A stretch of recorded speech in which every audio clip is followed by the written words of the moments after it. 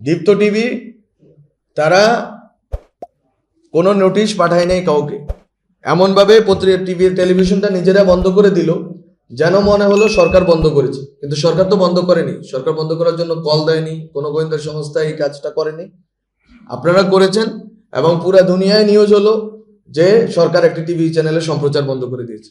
এই যে হঠকারিতা, এটা কিন্তু কোনো ভালো লক্ষণ না। আমি এটা আবার বলতে চাই যে আমরা চাই না এই সরকারের পক্ষে আপনারা লেখেন, সরকারকে প্রশ্ন করেন। আমি ব্যক্তিগতভাবে মনে করি সরকারকে প্রশ্ন করলে সরকার বেশি কাজ করে, সরকার আরো দায়িত্বশীল ভূমিকা পালন করে। প্রশ্ন করার অধিকার এবং এই সাহস সবার থাকা উচিত। সাংবাদিকরা বলুক, সরকার আরো দায়িত্বশীল আচরণ করবে।